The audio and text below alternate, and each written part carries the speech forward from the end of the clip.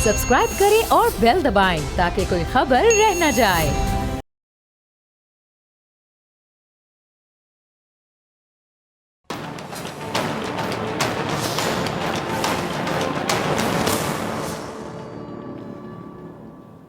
अस्सलाम वालेकुम नाज़रीन, मैं हूं डॉक्टर फ़िज़ा अकबर खान और मैं हूं पाकिस्तान और आप देख रहे हैं पाकिस्तान के सबसे बड़े न्यूज़ चैनल का नंबर 1 प्रोग्राम ऐसे नहीं चलेगा। नाज़रीन, तुर्गत जिसने अर्तुगल गाजी के साथ कई जंगें लड़ी और बाद में उसने अर्तुगल के बेटे उस्मान गाजी के साथ मिलकर भी इस्लाम दुश्मन कुव्वतों के साथ कई फतूहात समेटी। अब कुर्लुस उस्मान जो टर्किश ड्रामा है और दुनिया भर में उसे भी बहुत ज़्यादा पसंद किया जा रहा है, अब जो कुर्लुस उस्मान के नाजरीन हैं वो आपको पता है किस बात का इंतज़ार कर रहे हैं? वो इंतज़ार कर रहे हैं कि जी उस्मान गाजी के साथ तुर्गत कब नज़र आएंगे। अब इसी तरह ठीक सियासी हलकों में इस बात का इंतज़ार किया जा रहा है कि चौधरी निसार जो नून लीग के कायद पर अपना आप निसार करते रहे, उनके दुख सुख के साथ ही रहे। अब वो अलग बात है कि नून लीग के कायद ने अपने आमिराना रवैये की वजह से उनको पार्टी से खुड्डे लाइन लगा दिया, साइड लाइन कर दिया। वो सियासत में फिर से एंट्री दे चुके हैं। अच्छा, चौधरी निसार साहब के बारे में आपको पता है क्या कहा जाता है? ये कहा जाता रहा कि वो सियासत में कोई बड़ा धमाका करने के लिए वापस आ रहे हैं। उनकी वापसी तो ज़रूर हो गई, लेकिन उन्होंने धमाका क्या करना था वो तो हलफ ही नहीं उठा सके। असम्बली के बाहर आकर उन्होंने कहा कि जी पहले उन्हें कौमी असम्बली सीट पर नाकाम करवाया गया और अब हुकूमत एक ऑर्डिनेंस के ज़रिए उन्हें डीसीट करने की बाकायदा कोशिशों में मसरूफ़ है। अरे चौधरी साहब ने यह भी कहा कि उन्होंने एक हफ़्ता पहले ही पंजाब असम्बली को लिख दिया था, लेकिन आज कहा गया है कि स्पीकर असम्बली मौजूद नहीं है, इसलिए हलफ नहीं हो सकता। जबकि पैनल ऑफ चेयरमैन के पास तमाम इख्तियारात होते हैं और वो हलफ भी ले सकते हैं। अच्छा, चौधरी निसार साहब ने असम्बली सेक्रेटरी के रवैये के खिलाफ अदालत जाने का भी कहा और ये भी कहा कि वो 2-3 दिन बाद फिर हलफ उठाने आएंगे। अब सवाल चौधरी निसार साहब से भी बनता है। क्या सवाल? सीधा सा सवाल कि हल्के के अवाम ने आपको अपनी नुमाइंदगी के लिए चुना, लेकिन आपने 3 साल असम्बली आने और हलफ उठाने की जहमत तक दोबारा नहीं की। आखिर क्यों चौधरी साहब? अब जब सीट खतरे में नजर आई तो आप हलफ के लिए आ गए। बहरहाल ये आपका फैसला है, लेकिन हलफ उठाना आपका हक भी है। स्पीकर डिप्टी स्पीकर का मौजूद ना होना अब इत्तफाकिया था या फिर वाकई उन्हें हलफ से रोकने की कोशिश की गई, ये एक अलग कहानी है। लेकिन चलें, देर आए दुरुस्त आए। उन्हें 3 साल बाद हलफ लेना और अदालत जाना तो याद आया ना। अच्छा, चौधरी निसार साहब क्या कह रहे हैं कि जी कि वो आने वाले 2-3 दिन में खुलकर जवाब देंगे। अब वो जवाब किसको देंगे, ये आप सबके लिए सरप्राइज छोड़कर चले गए। अच्छा, निसार साहब का वैसे अचानक से सियासत में नमूदार होना भी मेरे ख्याल से किसी सरप्राइज से कम नहीं था। इसीलिए कहा जाता रहा कि निसार का सियासत में वापस आना हुकूमत के लिए ख़तरे का सामान पैदा कर सकता है। लेकिन फ़िलहाल चौधरी साहब साफ अल्फाज में कह रहे हैं कि वो किसी ख़ास मकसद के लिए नहीं आए हैं। अच्छा, चौधरी निसार साहब से शहबाज शरीफ साहब के मतलब सवाल हुए कि नून लीग के बरक्स उनकी कोशिश मुफाहमत की है, लेकिन चौधरी निसार ने बहुत मोहतात अंदाज अपनाया और हर सवाल का जवाब गोल कर दिया। लेकिन साथ में ये भी कह रहे थे कि जी मुफाहमत होनी चाहिए। अब उनका ये मुफाहमत का इशारा किस तरफ था? शहबाज शरीफ साहब की कोशिशों की तरफ, ऑपोजिशन के इत्तेहाद की तरफ, या फिर किसी और तरफ? शायद जैसे चौधरी साहब ने कहा कि वो 2-3 दिन बाद खुलकर बताएंगे, चौधरी निसार की तरह शहबाज शरीफ भी सियासत में आपको पता है कि पहले से ज़्यादा मुतहरिक दिखाई दे रहे हैं और कहा यह जा रहा है कि शहबाज शरीफ ऑपोजिशन के बिखरे हुए पुर्जों को एक बार फिर से समेटकर जोड़ना चाहते हैं। अच्छा, पीडीएम में एक नई रूह भी डालना चाहते हैं, ये भी खबरें। इसीलिए आज उन्होंने ऑपोजिशन को शाइया दिया। लेकिन हैरत की बात यह है कि बिलावल की शिरकत नहीं हुई। अब क्यों नहीं हुई, ये भी बड़ा सवालिया निशान है। बिलावल तो कहते रहे ना कि वो शहबाज शरीफ और हमजा के साथ मिलकर काम करना चाहते हैं, फिर शिरकत ना करना अजीब कहानी है। अब वो कहते हैं कि वो हर सियासी मामले पर शहबाज शरीफ और हमजा शहबाज को साथ लेकर चलने के ख्वाहिशमंद हैं। और बिलावल पहले शहबाज शरीफ साहब से जेल में मिले, आपको याद होगा, फिर हमजा शहबाज से लाहौर मिलने आए। लेकिन अब ऐसा क्या हो गया कि शहबाज की दावत के बावजूद बिलावल नहीं आते? या फिर ये भी हो सकता है कि जो JUI के सरबरा है ना, उनसे बिलावल मिलना नहीं चाहते हों। क्योंकि कुछ दिन पहले मैं आपको याद करवाती चलूँ कि राजा परवेज़ अशरफ साहब मौलाना साहब से मिले थे, बिलावल नहीं मिले थे। तो यहाँ से अंदाज़ा लगाना मेरे ख्याल से मुश्किल नहीं है कि बिलावल अब भी PDM से नाराज़ है। अब सवाल एक और है कि शहबाज शरीफ कितना अरसा और सियासत में परवास कर सकते हैं? नून लीग के नायब सदर और नून लीग के कायद किसी सूरत नहीं चाहते कि पार्टी की क़यादत शहबाज शरीफ करें, क्योंकि ये बात सबको पता है कि शहबाज शरीफ और नून लीग के कायद के बयानिए में ज़मीन आसमान का फ़र्क है। शहबाज शरीफ मुफाहमत की बात करते हैं और लीगी कायद उनकी बेटी मज़ाहमत की बात करते हैं। सियासी हलकों में एक और ख़बर गर्दिश कर रही, वो क्या? वो ये कि शहबाज शरीफ उन मामलात को बेहतर करने की कोशिश कर रहे हैं जो उनके भाई ने या उनके बयानिए ने ख़राब कर दिए हुए हैं। लीगी कायद के बयानिए ने जो ख़राब कर दिए मामला, शहबाज शरीफ साहब उन मामलात को बेहतर करने की, सुलझाने की कोशिश कर रहे हैं। लेकिन अब एक और सवाल पैदा होता है, इस सवाल पर एक सवाल कि एक पार्टी में दो बयानिए कैसे चलेंगे और कब तक चलेंगे? और पीपल्स पार्टी भी इस बात में क्लियर नहीं है कि अगर वो शहबाज शरीफ से राब्ते बढ़ाती है तो इसकी क्या गारंटी है कि शहबाज शरीफ पार्टी को लीड कर सकेंगे या फिर लीड ही नहीं कर सकेंगे। अब ये ना हो कि बिलावल का पाला फिर नून लीग की नायब सदर से पड़ जाए। बिलावल का पाला नून लीग की नायब सदर से अगर पड़ जाए, इसलिए बिलावल सोच समझकर फैसला करना चाहते हैं। और दूसरा ये भी हो सकता है कि शहबाज शरीफ पर मुकदमात कायम है, वो दोबारा जेल भी जा सकते हैं या फिर लंदन परवास कर सकते हैं बड़े भाई की तरह वापस ना आने के लिए। और ये भी वजह हो सकती है कि पीपल्स पार्टी मुस्लिम लीग नून से फिर से ताल्लुक़ बनाने के लिए कशमकश का शिकार हो। अच्छा नाज़रीन, जिस वक्त अपोजिशन ने पीडीएम की सूरत में एक तहरीक शुरू की थी, उस वक्त महंगाई नंबर 1 मसला था और पीडीएम ने इसी को बुनियाद बना के, इसी महंगाई को बुनियाद बना के हुकूमत के ख़िलाफ़ बाकायदा एक मुहाज़ सजाया, लेकिन कामयाब नहीं हो सकी। किसी भी कामयाबी पे पूछा जाता है इस कामयाबी की वजह क्या थी, किसी भी नाकामी पे भी पूछा जाता है कि नाकाम होने की वजह क्या थी। आपने सोचा कि कामयाब क्यों ना हो सकी या नाकामी की बड़ी वजह क्या है, क्यों? ये बहुत बड़ा सवाल है। मैं आपको नाकामी की वजह बताती हूँ।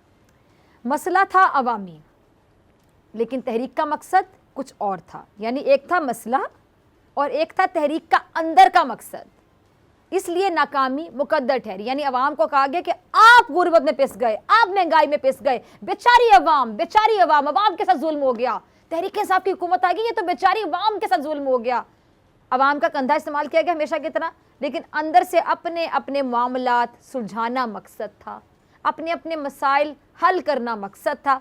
तो लिहाजा मसला अवामी था, कंधा अवामी मसले का इस्तेमाल किया गया, अवाम का इस्तेमाल किया गया, अंदर ही अंदर अपने मकासद थे। यानी नीयत नहीं थी ना, कहते हैं ना कि अमाल का दारोमदार नीयतों पे होता है। इंसान वो कुछ पाता है उसकी नीयत होती है, जब नीयत इनकी कुछ और थी, अवाम का मसला हल करना था ही नहीं, अवाम इन पर क्यों कर एतबार करते, तो फिर नाकामी ही इनका मुकद्दर ठहरी। और दरअसल पीडीएम इत्तेहाद ने तहरीक वाकई महंगाई के नाम पे शुरू की थी, लेकिन वो कहते हैं ना सौदेबाजी, वो अपने मुफादात के लिए ही करने की कोशिश करती रही, इसीलिए नाकाम ही होना था ना, कामयाबी कैसे मिल सकती थी। अच्छा, मुस्लिम लीग नून और जेयूआई ने इदारों से मुहाजरे शुरू कर दी। अब ये कौन सा अवामी मसला था? इदारों से मुहाजराई कौन सा अवामी मसला है, मुझे तो समझ नहीं आता। इसको तो सीधा सीधा अगर मैं एक लफ्ज़ में बयान करूँ कि इदारों से मुहाजराई अगर कोई करे तो क्या है ये? सीधी सीधी मुल्क दुश्मनी है। मुल्क दुश्मनी, इससे भी बड़े अल्फाज है मेरे मुँह में, लेकिन मुल्क दुश्मनी पे ज़रा मैं ठहर जाती हूँ, मुल्क दुश्मनी। इसीलिए इस रियासत मुखालिफ बयानिए को अवाम ने सीधा सीधा मुस्तरद कर दिया। ना सिर्फ ये तहरीक नाकाम हुई बल्कि अपोजिशन इत्तेहाद भी टूट फूट का शिकार हो गया। अब ऐसे में वो हुकूमत के खिलाफ अवाम का मुकदमा क्या लड़ती, इसलिए फेल हो गए, फ्लॉप हो गए, ठप करके नीचे गिर गए। और इसी वजह से महंगाई और ख़राब मईशत के बावजूद हुकूमत और अपोजिशन के खिलाफ मुश्किल मैच जीत गई और अब मईशत के हवाले से हुकूमत बेहतरी के दावे कर रही है। अच्छा, नेशनल अकाउंट्स कमेटी ने मजमूई कौमी पैदावार यानी जीडीपी में ग्रोथ का जो तखमीना लगाया है, उसके मुताबिक ये 3.94% रहने का तखमीना लगाया है। और विफाकी वजीर मनसूबाबंदी असद उमर साहब ने एक ट्वीट किया है जिसमें वो क्या कहते हैं कि जी कोरोना वायरस के दौरान मुआशी सूरत हाल को दरपेश चैलेंजेस के बावजूद 3.94% जीडीपी ग्रोथ इमरान खान हुकूमत की कामयाबी का सबूत है। अब ये तो हुकूमत का दावा है, दुरुस्त है, तो ये वाकई बड़ी कामयाबी है कि ग्रोथ रेट को मनफी से मस्बत बल्कि 3.94% तक लाना मेरे ख्याल से सिर्फ कामयाबी नहीं, एक बड़ी कामयाबी, बड़ी कामयाबी। लेकिन इस दावे को अपोजिशन एदादोशुमार के कह लें कि एदादोशुमार की हेरा फेरी करार दे रहे हैं। मिफ्ता इस्माइल साहब कुछ फरमा रहे, इस हवाले से ज़रा चलाइएगा, आवाम काफ़ी समझदार है, वो समझेंगे कहना क्या चाह रहे हैं। जी नाज़रीन, इससे पहले कि मिफ्ता इस्माइल साहब के एतराज़ात पे मैं बात करूँ, पहले माजी पर नज़र डाल लेते हैं। जी, पहली हुकूमतें जिनमें नून लीग भी शामिल है वो क्या दावा करती रहीं कि जी उनके दौर में ग्रोथ रेट बेहतरीन था, यानी मुल्क में रिकॉर्ड तरक्की हो रही थी। लेकिन हकीकत क्या है कि नून लीग के दौर में भी अवाम बढ़ती महंगाई पर दुहाई देती रही और अब भी अवाम महंगाई की चक्की में पिस रही है। जीडीपी एक्चुअली होती क्या है नाज़रीन? जीडीपी क्या होती है? इसमें बेहतरी जो मईशत के लिए आखिर कितनी ज़रूरी होती है? क्या गरीब आवाम को इससे कुछ लेना देना है? गरीब को इससे क्या लेना देना? गरीब तो उस वक्त मानता है ये तमाम बातें जब उसे बाजार में चीजें सस्ती मिलती हैं। बहुत से लोगों को तो पता ही नहीं इन चीजों के मतलब क्या। वो कहते हैं क्या बात कर रहे थे टीवी पे, हमें नहीं समझ आती, हमें महंगी चीजें मिलती हैं, हमें सस्ती चीजें नहीं मिलती हैं। यानी उनको सिंपल समझाने का तरीका है कि जब बाजार में चीजें सस्ती हो जाएंगी तो जी मैशत बेहतरीन जा रही है, कोई हुकूमत जो भी हुकूमत है वो अच्छा परफॉर्म कर रही है मैशत के मैदान में। लेकिन जब चीज़ें सस्ती नहीं मिलेंगी तो आवाम को इन तमाम चीज़ों से कोई सरोकार नहीं है, उनको इससे कोई लेना देना नहीं है। आवाम क्या चाहती है? सिर्फ ये चाहती है कि हुकूमत की जो माशी पॉलिसी हैं वो आवाम दोस्त हों और ये माशी पॉलिसियाँ उनकी ज़िंदगियों में पॉजिटिव चेंजेस लेकर आएँ, मुस्बत तब्दीलियाँ लेकर आएँ। महंगाई से बेचारी आवाम की किसी तरह जान छूट जाए, जान छुड़ाई जाए। अच्छा, हुकूमत ये दावा कर रही है जी इस साल ग्रोथ रेट 4% रहेगा। अगर जीडीपी बेहतर होती है तो महंगाई सिंपल सी बात है कम होगी। इसीलिए ऑपोजिशन शोर मचा रही है कि मईशत के हवाले से हुकूमत झूठे एदादो शुमार बता रही है। अच्छा, अगर ऐसा है तो फिर सवाल ये उठता है कि हुकूमत ने उस वक्त झूठे एदादो शुमार क्यों नहीं दिए जब शरह नमू मनफी हो गई थी? अगर झूठ बोलना था तो उस वक्त बोलना चाहिए था। अब क्यों झूठ बोलेगी हुकूमत? अब तो हुकूमत के पास वक्त कम है। अगर झूठे एदादो शुमार देगी तो हालात में बेहतरी तो नहीं आएगी, महंगाई बढ़ेगी और हुकूमत फंस जाएगी। अब मुस्लिम लीग नून के मिफ्ता इस्माइल अपनी पसंद की बात करते हुए कह रहे हैं कि मीडिया के जराए ये दावा कर रहे हैं कि हुकूमत के एक नुमाइंदे ने हुक्म दिया था कि मुल्क की ग्रोथ रेट 4% दिखाई जाए। और क्या कहते हैं मिफ्ता साहब कि इस वक्त मुल्क की जो असल ग्रोथ रेट है ना वो 3% भी नहीं है, 3% से भी कम है। जबकि स्टेट बैंक क्या कहता है? स्टेट बैंक के बकौल इस साल पाकिस्तान की जो ग्रोथ रेट है वो तकरीबन 4 भी नहीं 5% तक जाने का इम्कान है। अब ज़रा सोचें, यानी ऑपोजिशन की कह लें कि हवाइयाँ उड़ना इसीलिए समझ में आ रहा है कि जी ऑपोजिशन के पास महंगाई का मंजन बेचने के अलावा और कुछ था ही नहीं। और जब अब ये मंजन भी दस्तयाब ना हो तो फिर ऑपोजिशन के पल्ले तो कख ना रहेगा, तो फिर तो अभी सर खुजाएंगे, अब तो ये परेशान होंगे, अब तो इनकी हवाइयाँ उड़ेंगी, अब तो इनके होश उड़ेंगे। अब ये क्या करें, कहाँ जाएं? इनके पास एक ही मंजन था, महंगाई मंजन। अब वो मंजन भी दस्तयाब ना हो मार्केट में तो फिर ये क्या बेचेंगे? अच्छा, मुस्लिम लीग नून के रहनुमा की जानिब से एक बयान पहले भी सामने आया था कि इंपोर्ट बंद करके जीडीपी बढ़ाना कोई इतना बड़ा मार्का नहीं है। हालांकि वो गैर ज़रूरी अशिया जो इंपोर्ट होती थी इससे भी मुल्क की मईशत मुतासर होती थी। हुकूमत ने गैर ज़रूरी अशिया की इंपोर्ट को बंद करके भी अगर ग्रोथ रेट को बेहतर किया तो इसमें मसला क्या है? नून लीग ये भी कह रही है कि मईशत के नंबर्स आरटीएस की तरह के नंबर्स हैं जिनमें हेर फेर की गई है। अब नून लीग को तो मेरे ख्याल से हर चीज़ में आरटीएस, ख्वाबों में शायद आरटीएस ही चलता होगा। शायद हार का सदमा कह लें कि इस कदर है कि इनके हवास पे बस वो एक ही चीज़ सवार है। अब मुस्लिम लीग नून हर चीज़ में आरटीएस ही देखती है और आरटीएस ही ले आती है। इनका नफ्सियाती मसला हो गया मुझे लगता है। अब स्टेट बैंक की तरह शौकत तरीन भी मुआशी मैदान से अच्छी खबर दे रहे हैं कि जी अगले साल जो मुल्क की ग्रोथ रेट है वो 6% से भी ज़ायद जा सकता है। 6%। क्या कहते हैं तरीन साहब? ज़रा उनका क्लिप चलाइएगा टीम। अच्छा जी, शौकत तरीन साहब भी मुआशी मैदान से अच्छी खबरें सुना रहे थे कि जी मुल्क की ग्रोथ रेट आने वाले वक्तों में मज़ीद बढ़ेगी। लेकिन जैसा मैंने पहले भी कहा कि गरीब अब भी गुर्बत के घूंट पी रहे, मुर्गी के रेट आसमानों से बातें करें, चीनी महंगी होने के बावजूद सारिफिन को दस्तयाब नहीं है, आटे की कीमतें आपको पता है कहाँ तक पहुँची हुई। अगर ग्रोथ रेट बढ़ रहा है तो महंगाई को भी उसी तनासुब से कम होना चाहिए ना, सिंपल सी बात है।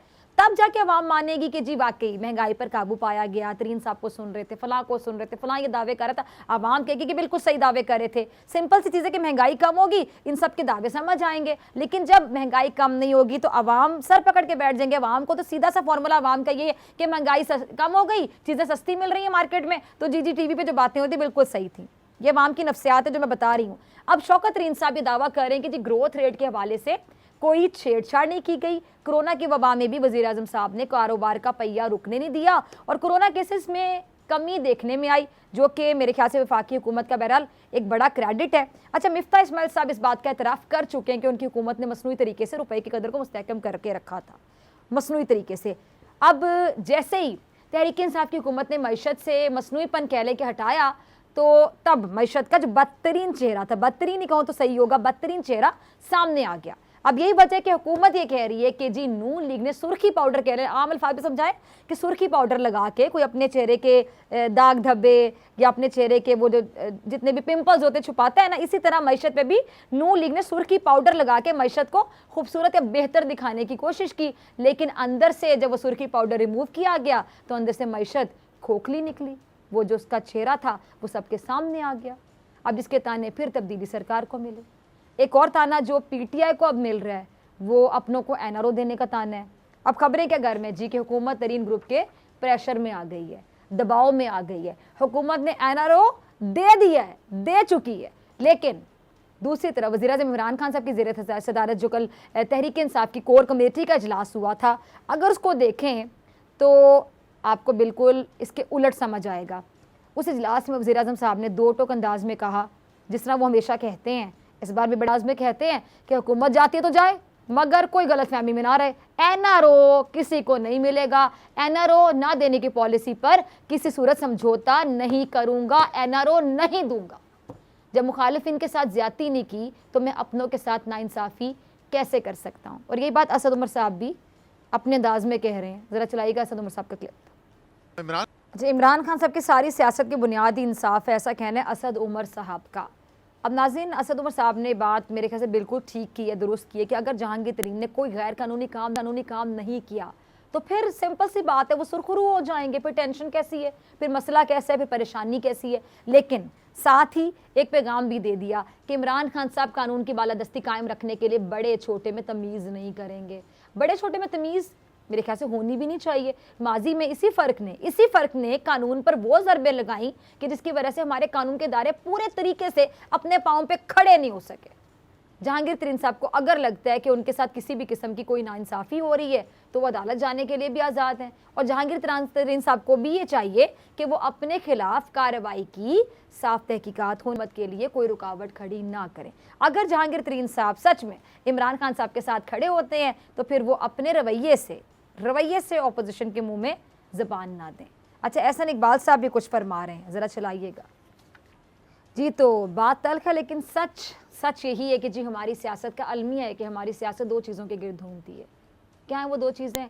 एक शख्सियात के गिर्द और दूसरी एनआरओ के गिर्द। एनआरओ, हुकूमत नून लीग पर इल्ज़ाम लगाती है कि जी वो एनआरओ के लिए सियासत कर रही है और अपोजिशन हुकूमत पर ये इल्ज़ाम लगाती है कि वो अपने लोगों को एनआरओ दे रही है।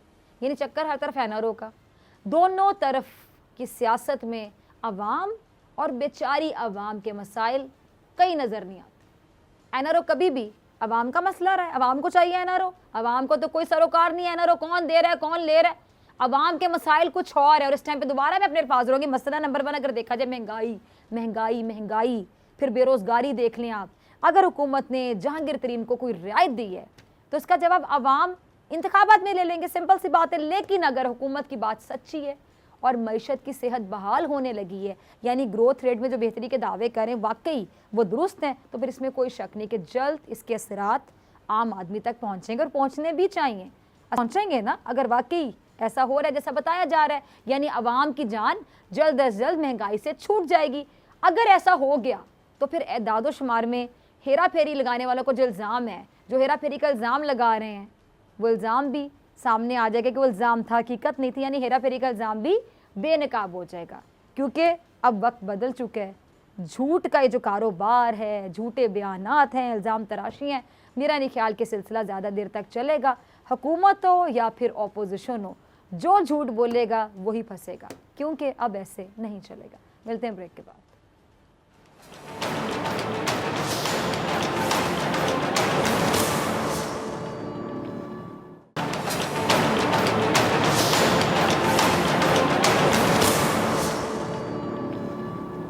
वेलकम बैक नाज़रीन। गुज़िश्ता 24 घंटों के दौरान कोरोना मस्बत केसेस की शरह 5.21% रही है और हुकूमत सिंध ने सूबे में कोरोना वायरस का फैलाव रोकने के लिए 25 मई की रात 8 बजे के बाद शहरियों के घरों से गैर ज़रूरी निकलने पर पाबंदी भी आयद कर दी।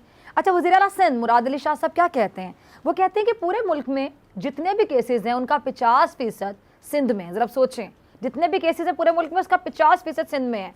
हमने 2 हफ्ते पाबंदियों पर मुकम्मल अमल किया तो ही आगे आसानी हो सकती है। सूबे में गुज़श्ता 24 घंटों के दौरान 1529 केसेस रिपोर्ट हुए और मजीद 11 अफराद इंतकाल भी कर गए। कि कराची समेत सिंध भर में कारोबार के औकात सुबह 5 बजे से शाम 6 बजे तक के होंगे।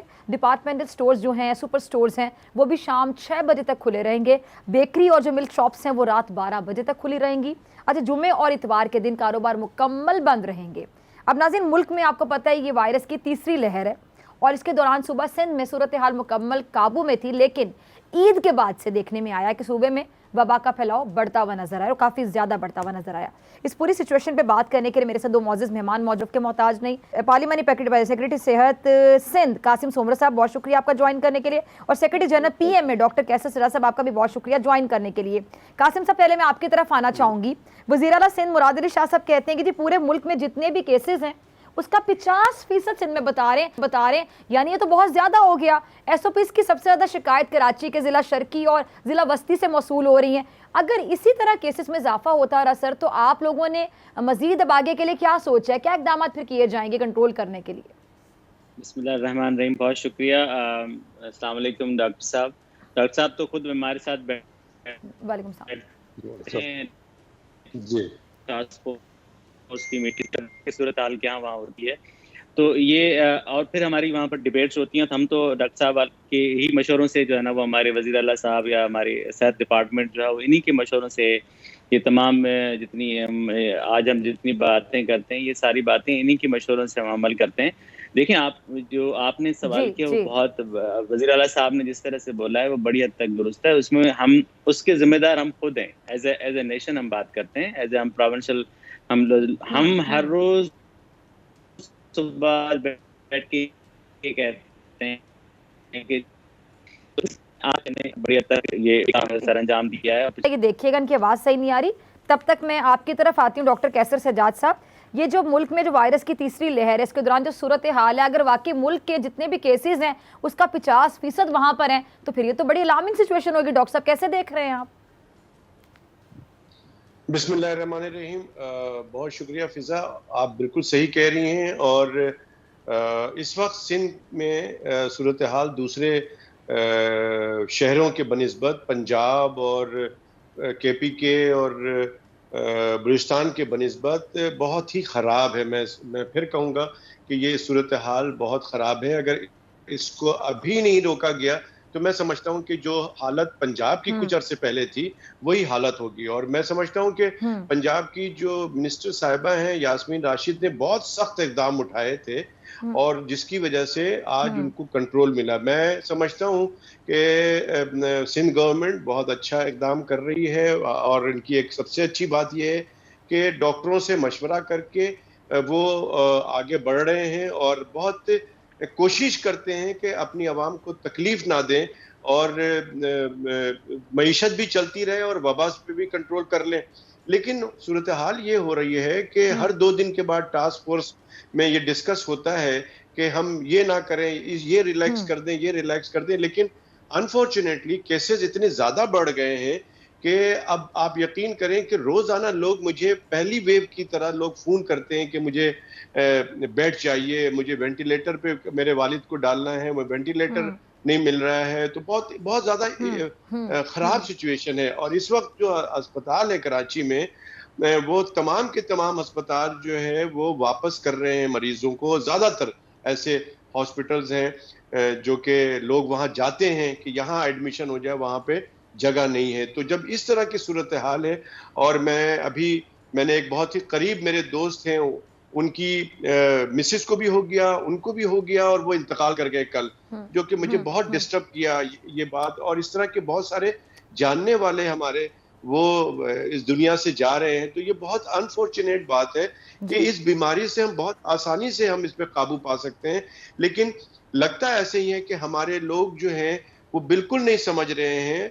हम बार बार ये कह रहे हैं कि देखें ये सब चीजें हो जाएंगी, ये शॉपिंग भी हो जाएगा, घूमना फिरना भी हो जाएगा, लेकिन हम अगर जिंदा रहेंगे तो जान है तो फिर जहान है। मैं बार बार कहता हूँ, लेकिन जान है तो फिर जहान है। फिर अगर हम कहते हैं कि मैं मुराद अली शाह साहब बहुत सिंसियर मुझे नजर आए कि वो बहुत सिंसियरली काम कर रहे हैं, लेकिन मैं फिर उनसे कहूंगा कि अगर ये सूरत हाल इस पे भी काबू ना आए तो कंप्लीट लॉकडाउन करें 15 दिन के लिए, जो मुझे उम्मीद चल चुकी है कि ये जो अभी इक़दाम उठाए हैं इस पे अगर मुकम्मल तौर पे अमल दरामद हुआ। असल प्रॉब्लम है अमल दरामद की। बहुत सी जगहों पे दुकान में जो है वो कारोबार चल रहा होता है, लाइट ऑफ कर दी जाती है, फिर लाइट ऑन कर दी जाती है, शटर डाउन कर दिया जाता है, फिर शटर ऑन कर दिया जाता है। ये तमाम चीजें अगर खत्म हो जाती हैं, लोग रोड पे घूम रहे होते हैं, तफरी कर रहे होते हैं, इस वक्त तफरी का वक्त नहीं है। हुकूमत इनको सख्ती से रोके। अगर इम्प्लीमेंट हो जाता है जो अभी 15 दिन के लिए जो कवानीन बनाए हैं, जो अहकामात जारी किए हैं, इस पे अगर मुकम्मल तौर से हुकूमत कामयाब हो गई इस पे अमल दरामद करने पे, तो मैं समझता हूँ कि काफी हद तक हम काबू पा सकेंगे कोरोना वायरस से। और सिंध में खासकर कराची और हैदराबाद में जिसकी की तादाद दिन ब दिन बढ़ रही है। ठीक है, अच्छा जी, ये टीम कासिम सोमरो साहब दोबारा लाइन पर है तो मुझे प्लीज़ ज़रा बताइएगा। अच्छा डॉक्टर साहब, तब तक मैं आपसे ज़रा सवाल पूछती हूँ कि ये जो तीसरी लहर, जी कासिम साहब हमारे साथ है। कासिम आपकी तरफ मैं आना चाहूँगी, तब ये आपकी आवाज़ सही तरह से नहीं आ रही थी, मैं चाह रही हूँ वहीं से कंटिन्यू कीजिएगा। सवाल मैं नाज़रीन के लिए दोहरा देती हूँ। कासिम सोमरो साहब से मैंने पूछा ये था कि मुराद अली शाह साहब के मुताबिक मुल्क के जितने भी केसेस हैं कोरोना वायरस के, उसका 50% जो है वो सिंध में। अगर वाकई इतने ज़्यादा केसेस हैं कासिम साहब, तो फिर तो तमाम लोग बहुत परेशान होंगे, सिंध गवर्नमेंट बहुत ज़्यादा परेशान होगी। आगे के लिए क्या इकदाम है, क्या सोचा गया? देखिए, मैं आपसे डिस्कनेक्ट होने से पहले मेरी बात ये हो रही थी कि हमने खुद से जो है वो हमने कराची शहरी होने के नाते, हमने बाकी सिंध के शहरों के शहरी होने के नाते हमने अपने एक रिस्पॉन्सिबल बिहेवियर शो नहीं किया। हमने उसी तरह से रिलीजियस कांग्रीगेशन को उसी तरह से रखा। अभी डॉक्टर कैसर साहब से हम पूछेंगे, हमने खुद वहाँ इन टास्क फोर्स में डिस्कस किया कि भाई आप इसी तरह से ईद के इस्तेमाल ना करें। हमने ये जब वायरस आया तो हमने उस वक्त ये हमारी एमसीसी की मीटिंग से लेकर हमारी टास्क फोर्स की मीटिंग से लेकर हमने एमसीसी की मीटिंग तक में हमारे वज़ीर आला साहब ने रिक्वेस्ट की कि आप जो आपके पास जिस तरह की म्यूटेशंस आई हैं, ये म्यूटेशन हमारे साथ ट्रैवल ना करवाएं। उन पर प्रोविंशियल ट्रांसपोर्ट बंद करें, आप ट्रेन को बंद करें, आप जो हैं वो जहाज़ों को बंद करें। यहाँ पर अभी भी आप इंटरनेशनल जो दुनिया से लोग जो आ रहे हैं उसको भी आप अपने मुल्क में लेके आ रहे हैं, तो इसका मतलब अब वो पॉजिटिव है। आपने जो है ना वो हमारे पड़ोसी मुल्क के पिलग्रिम्स के लोग जो आए थे उनको भी आपने अलाउ किया, उसमें से 30-35% लोग पॉजिटिव थे। तो अब ये हमारा कोई बिहेवियर अच्छा तो नहीं है। और फिर आप उसी तरह से आपके पास ईद से लोग जो यहाँ से पंजाब गए वो वहाँ से इन्फेक्ट होकर वापस आए, और फिर यहाँ पर उसी तरह से हमने रिक्वेस्ट की कि जी डॉक्टर कैसर साहब मुझे सेकंड करें, हमने रिक्वेस्ट की कि आप स्टैगर करके बुलाइए ताकि हम रेलवे स्टेशन पे उसको जो है रैपिड टेस्ट करके उनको आइसोलेट करें, उनको क्वारंटीन करवाएं। लेकिन वो भी ऐसा कुछ नहीं। 70% आप बसें आपने खोल दी, आप जहाज़ों से भर के लोग जो है ना वो इंटर प्रोविंशियल आ रहे हैं। तो हम यहाँ बैठ के हम कराची शहर में हम अपने हद तक बढ़िया, फिर हर रोज़ हमारे पास ये प्रॉब्लम आती है कि जी कभी एक ताजिर एसोसिएशन उठ जाती है, तो कभी दूसरा उठ जाता है, कभी तीसरा उठ जाता है। सो हम अभी उस नहज पे जा रहे हैं कि जहाँ पर हमें फिर जो है वो किसी को नहीं सुनना है। हमें एक बात सुननी है कि हमें अपने लोगों की सेहत को बचाना है, हमने इस वायरस के साइकिल को तोड़ना है और हमें पूरा शहर बंद करना पड़ेगा।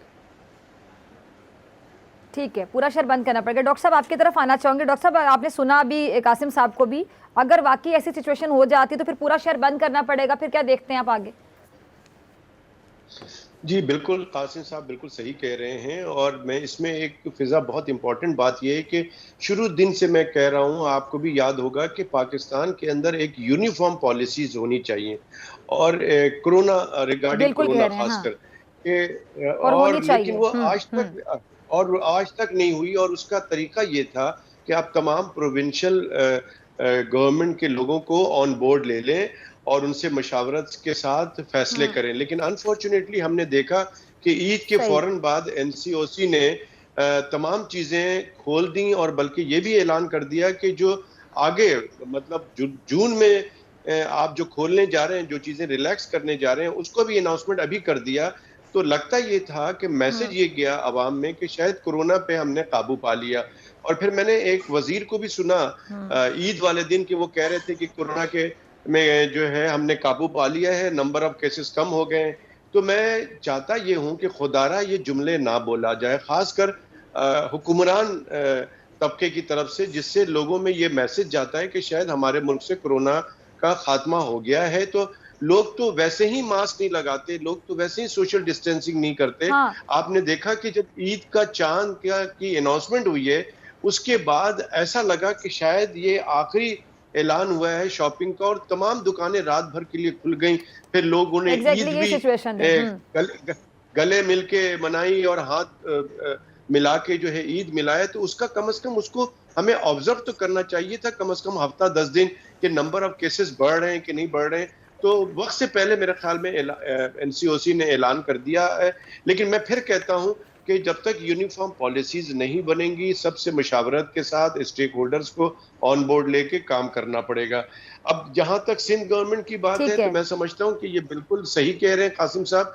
अगर, जैसे कि मैंने भी पहले कहा, कि अगर इस तरह से जो मुझे उम्मीद लगती है कि अगर प्रॉपर तरीके से अमल दरामद हुकूमत कराने पे कामयाब हो गई, तो मैं समझता हूं कि काबू पा लेंगे हम कोरोना वायरस पे, नंबर ऑफ केसेस कम हो जाएंगे। लेकिन अगर नहीं कम होते हैं तो यकीनन कंप्लीट लॉकडाउन की तरफ हमें जाना पड़ेगा, बल्कि कर्फ्यू भी लगाना पड़े तो मैं समझता हूं कि कर्फ्यू लगाया जाए। और अगर फौज की आपको जरूरत पड़े तो मैं समझता हूं कि फौज भी बुलानी पड़े। अगर इंसान की जान बचानी है, चाहे वो कैसे भी हो, हुकूमत को चाहिए कि वो इक़दाम करना चाहिए। ठीक है, कासिम साहब आपकी तरफ आना चाहूंगी। डॉक्टर साहब, आपने बड़ी अहम बात की और मुझे आपकी बात सुन के खुशी भी हुई, दुख भी हुआ कि मतलब ठीक है हम बुलाएंगे फौज को, लेकिन दुख इस बात पे हुआ कि भाई इन लोगों की जिंदगी सेहत, इनके अपने खानदानों की जिंदगी सेहत, इनके अपने घर में बुजुर्ग हैं, बहुत से ऐसे लोग हैं जो कि शायद इस वायरस को बर्दाश्त नहीं कर सकेंगे। मतलब इनकी अपनी सेहत के लिए, इनकी अपनी जिंदगी के लिए हमें फौज बुलानी पड़ेगी, हमें ऐसे इकदाम करने पड़ेंगे कि इनको कहा जाए कि अपने और अपने बुजुर्गों का, अपने घर वालों का ख्याल रखें। मतलब किस तरह की कौम है हम। मुझे बहुत अफसोस के साथ तनकीद करनी पड़ रही है हमारी कौम पर कि हम अपनी जान के दुश्मन बने हुए हैं, अपने घर वालों की जान के दुश्मन बने हुए हैं, कि हमारी जान की हिफाजत के लिए, हमारी सेहत की हिफाजत के लिए पूरी दुनिया कांप रही कोरोना वायरस से। हम संजीदा ले रहे हैं, हम मास्क नहीं लगा सकते, हम सोशल डिस्टेंसिंग का ख्याल नहीं रख सकते, वैक्सीन के बारे में हवाले से हमारी 100 तरह की राय है। इस तरह की बातें की जा रही वैक्सीन को लेके कि वैक्सीनेशन करने से ये हो जाएगा, वो हो जाएगा। सारे मसाइल क्या पाकिस्तानी कौम के ही हैं? हम लोग इस बात को सीरियस नहीं ले रहे हैं और हमें हमारी जान के लिए, हमारे अपनों की, प्यारों की जान के लिए, एसओपी पे अमल दरामद करवाने के लिए फौज की जरूरत होगी, पुलिस की जरूरत होगी, किसी ना किसी की जरूरत होगी। अफसोस के साथ कहना पड़ रहा है कि हमारी कौम को सीरियस होना चाहिए। कासिम साहब, आप अग्री करेंगे और आपको भी किसी तौर पर दुख होता होगा ऐसी सिचुएशन देख के?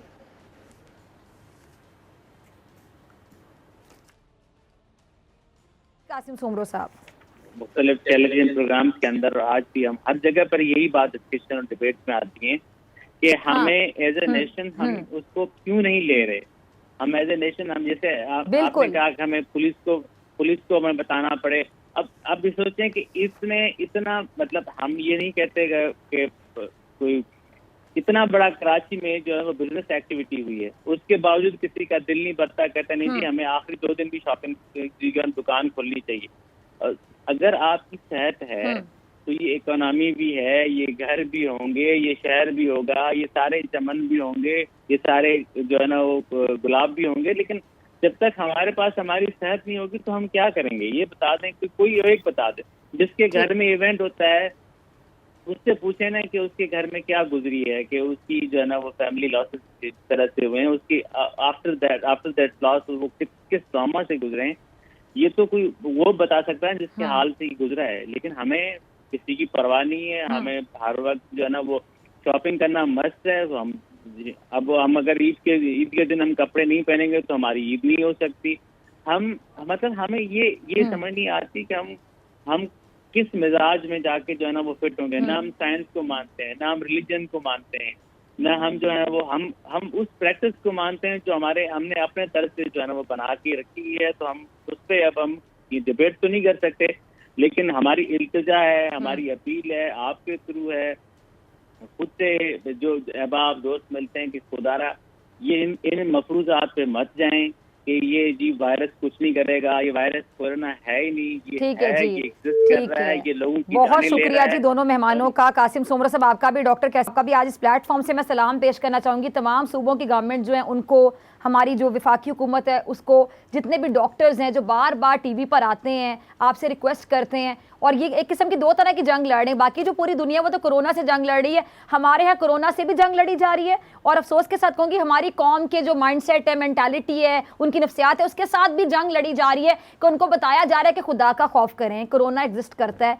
वैक्सीन के हवाले से जो 100 तरह की राय है हमारी कौम की जो नफ्सियात है वैक्सीन को लेकर, जो वैक्सीनेशन है वो हमारे अंदर जाएगी तो पता नहीं क्या हो जाएगा। जो वैक्सीन है तो हमारे खिलाफ साजिश है, कोई साजिश नहीं कर रहा। खुदा का आप खौफ करें। आज मैं सलाम पेश करूंगी गवर्नमेंट को भी, चाहे वो सूबा सिंध की गवर्नमेंट है, चाहे पंजाब की है, चाहे हम वफाकी गवर्नमेंट की बात करें, तमाम लोगों को मैं सलाम पेश करना चाहूँगी। जितने भी लोग डॉक्टर्स प्रैक्टिस कर रहे हैं, जितने भी लोग बार बार टीवी पर आके आपको बता रहे हैं कि खुदा का वास्ता है इस बीमारी को संजीदगी से लें, इस वबा को संजीदगी से लें। पूरी दुनिया को हिला के रख दिया इस वबा ने, और अभी तक हम वही जंग लड़ रहे हैं, वही सफ़र नहीं तय कर पा रहे कि क्या ये कोरोना एग्जिस्ट करता है, क्या ये वाकई वबा है, या फिर ये कुछ साजिश है हमारे खिलाफ।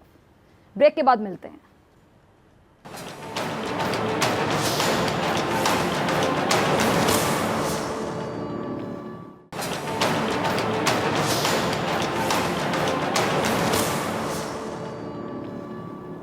वेलकम बैक नाजरीन। सदीक जान मेरे साथ मौजूद हैं हमेशा की तरह अपनी बड़ी खबर के साथ। सदीक, आज बड़ी खबर नहीं, मेरे ख्याल से बड़ी खबरें हैं आपके पास। जी, क्या क्या खबरें प्लीज़ शेयर कीजिएगा नाजरीन के साथ। जी बिल्कुल, ख़बरें तो आपके शहर की हैं। इस वक्त सियासी गहमा गहमी और सियासी लड़ाइयों का मरकज़ और महवर जो है वो आपका शहर है, शहर लाहौर है, पंजाब है और तख्त लाहौर है। क्योंकि आप ये देखेंगे चाहे वो जहांगीर तरीन का मामला हो, चौधरी निसार अली खान का मामला हो, उस्मान बुज़दार के मामला हों, या आप देखें शहबाज शरीफ का मामला हो, ये तमाम तल्लुक़ रखते हैं पंजाब हुकूमत के साथ, पंजाब के साथ और ख़ास तौर पर शहर लाहौर के साथ। अब मामला ये है कि पहले आपने देखा कि जब ये जहांगीर तरीन और इमरान खान के दरमियान मामला थे तो एक तासुर दिया गया कि इस्टेब्लिशमेंट ने इमरान खान की हुकूमत के ख़ात्मे का फ़ैसला कर लिया है और आगाज़ होगा उस्मान बुज़दार को हटाने से, और जहांगीर तरीन के पीछे इस्टेब्लिशमेंट है। ये पूरा एक बयानिया बनाया गया। लेकिन फिर आपने देखा कि जब जहांगीर तरीन के साथ मामला तय हुए और उन्होंने कहा हम बिल्कुल बजट पास करवाएंगे, ये बात दुरुस्त है कि बजट वो पास करवाएंगे, लेकिन ये ग्रुप बरकरार रहेगा। इसी प्रोग्राम में बात कर चुके हैं कि वो एक और ही मामला है।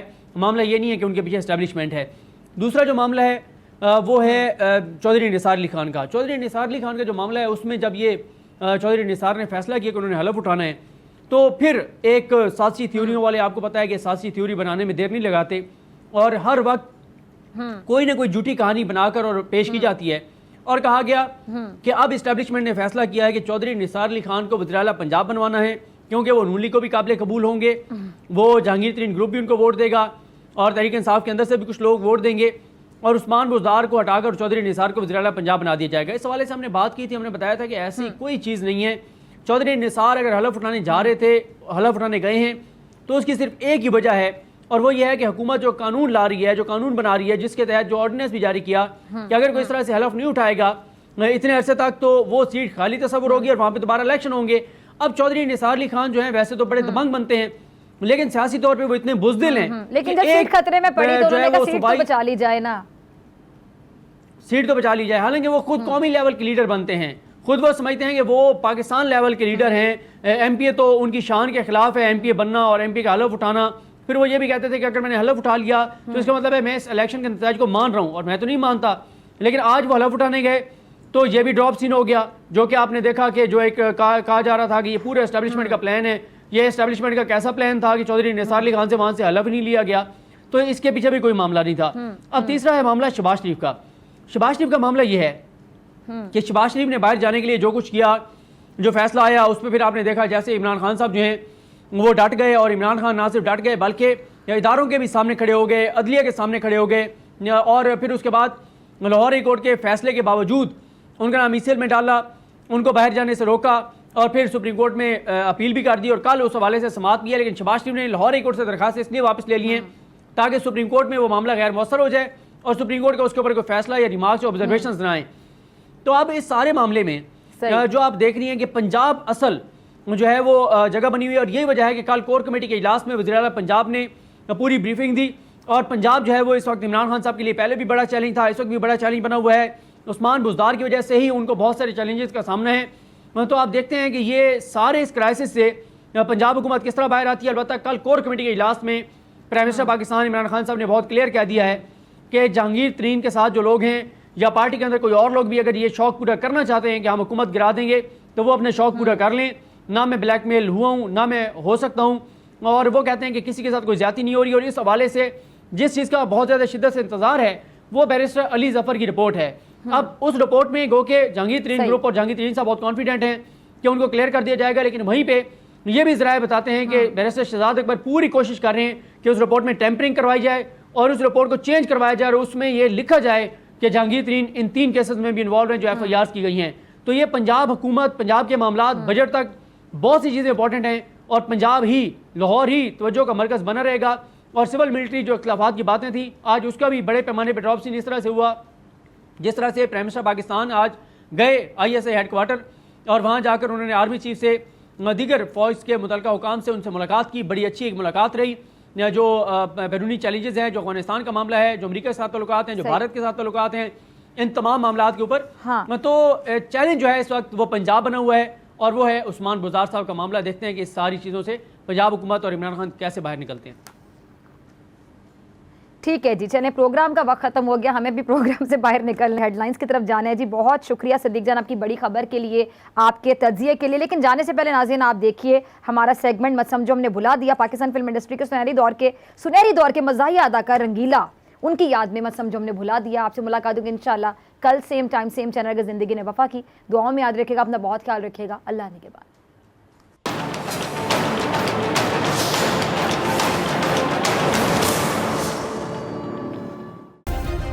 सब्सक्राइब करें और बेल दबाएं ताकि कोई खबर रह न जाए।